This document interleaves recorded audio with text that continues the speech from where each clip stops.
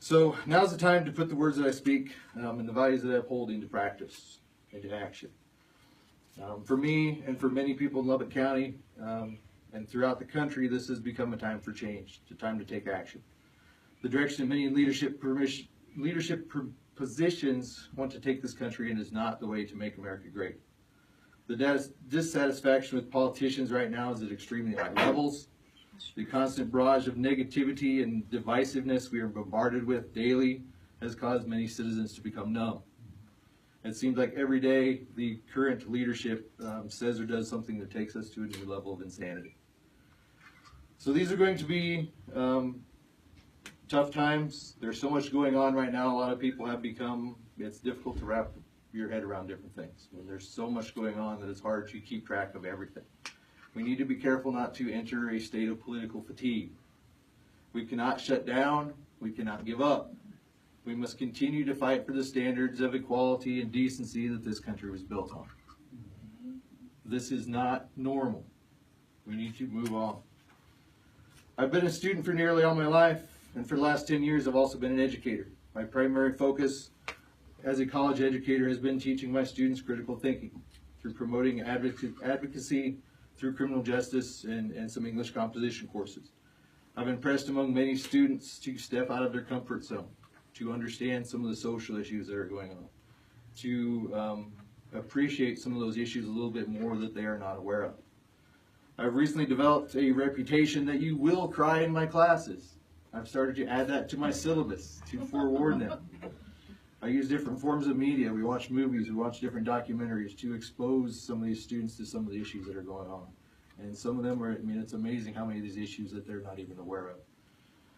So it is these types of social issues I plan to work on as a commissioner.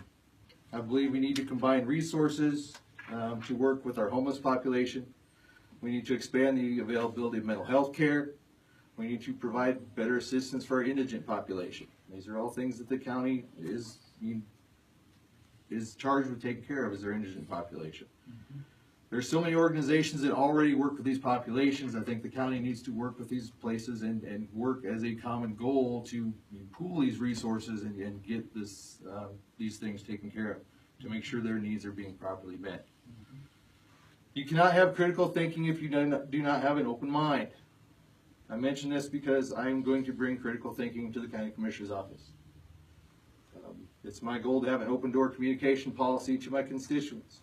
I want them to have a voice. I want their input to help guide the decisions that I'm going to be helping to make. We've too often been forced to just deal with what the politicians have decided is best for us, rather than them standing up for our beliefs as constituents.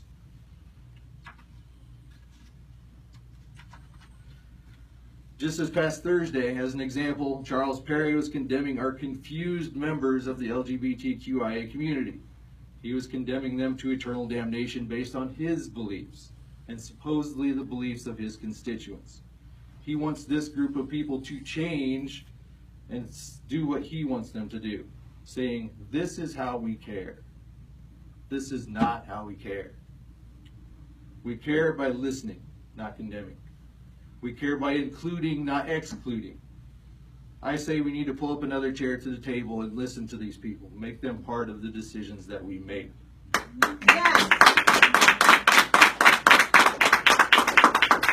Besides being an educator, I also consider myself to be an eternal student.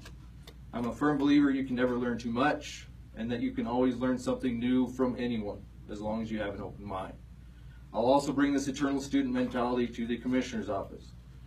Learning from my colleagues and constituents to better learn about the issues that are available, the issues that are important to the people that are in the community and the entire county. A large portion of my background has been in criminal justice. As a student, I learned that applying evidence-based practices in law enforcement is the best way to go. Through research, we know a lot about what works and what doesn't work. So we need to apply those principles to help to do things effectively and efficiently within law enforcement. The safer our communities will be based on those smart policy decisions. We need to ensure that our law enforcement has the tools that they need to keep our community safe. Another thing I think is important with law enforcement is just communication. There's lots of misunderstandings between the community and law enforcement just because of lack of communication. We need to make sure officers are familiar with the communities that they're policing. We need to make sure as well that these citizens understand proper policies and procedures so they don't have misunderstandings about what law enforcement is doing. That we need to be able to get them to trust law enforcement.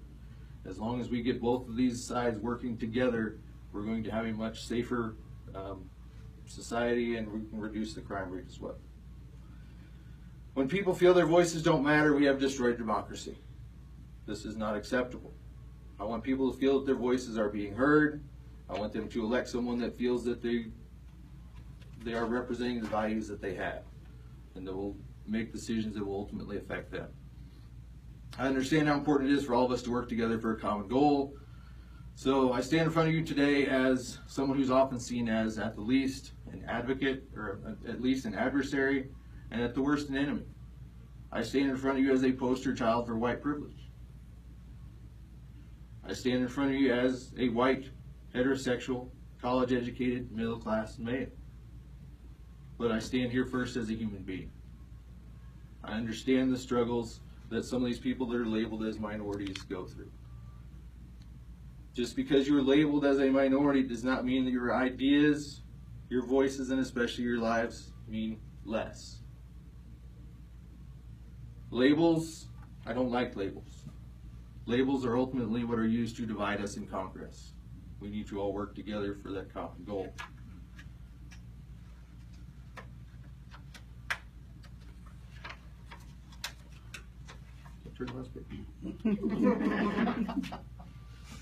So I've used a lot of experiences from my beloved family members and friends who have gone through a lot of these issues.